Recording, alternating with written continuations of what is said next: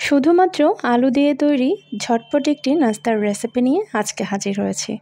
আসসালামু আলাইকুম, আপনাদের সাথে আছি আমি সমু।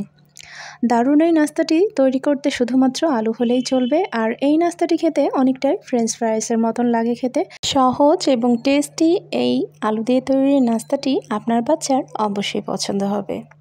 দিতে পারেন বাচ্চার টিফিনে অথবা বিকেলের নাস্তায়ও রাখতে পারেন। চলুন তবে কথা না বাড়িয়ে ঝটপট রেসিপিটি দেখে নিই। শুরুতেই আমাদের লাগছে 1/4 কাপ ময়দা, আর দিয়ে দিচ্ছি 1/4 কাপ কর্নফ্লাওয়ার বা কর্ন স্টার্চ। এইবার দিয়ে দিচ্ছি হাফ টিস্পুন লাল মরিচের গুঁড়া। এইবার দিয়ে দিচ্ছি 1/4 টিস্পুন কালো গোলমরিচের গুঁড়া। এইবার দিয়ে দিচ্ছি একটি ম্যাজিক মশলা।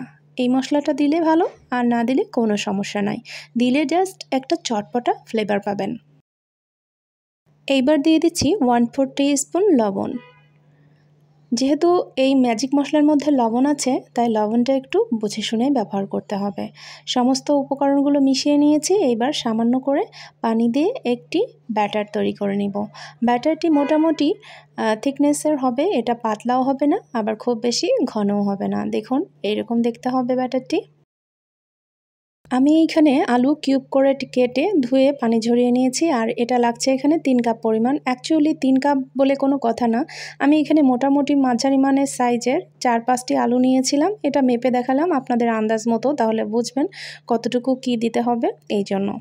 এইবার একটু পাতলা লাগছে দেখে আমি আরও 1/4 কাপ এখানে কর্নফ্লাওয়ার অ্যাড করে দিলাম, যেহেতু একটু পাতলা লাগছে আমার কাছে। আবারও খুব ভালো করে মাখিয়ে নিচ্ছি।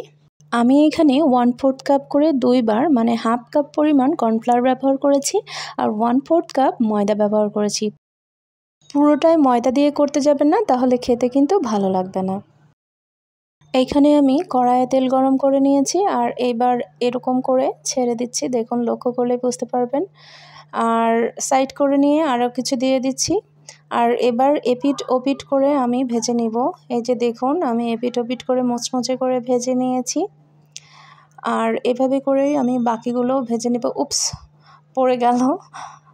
যাই হোক, আমি উঠিয়ে নিচ্ছি সবগুলো।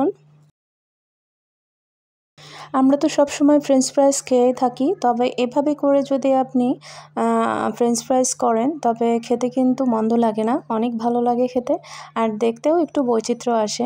একই জিনিস দেখতে দেখতে অনেক সময় ভালো লাগে না, আর তাই এইরকম বৈচিত্র্য করে তৈরি করা আর কি।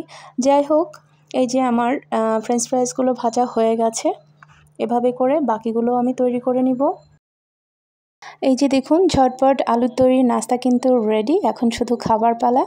আর রেসিপি যদি ভালো লেগে থাকে, যারা ইউটিউব থেকে দেখছেন তারা সাবস্ক্রাইব করে, এবং যারা পেজ থেকে দেখছেন তারা পেজ ফলো করে আমার সাথেই থাকবেন। আজ তবে এই পর্যন্তই, দেখা হবে নেক্সট এপিসোডে নতুন কোনো রেসিপির সাথে। সেই পর্যন্ত সবাই ভালো থাকবেন, সুস্থ থাকবেন, আর এতক্ষণ আমার সাথে থাকার জন্য আপনাদেরকে জানাচ্ছি অসংখ্য ধন্যবাদ।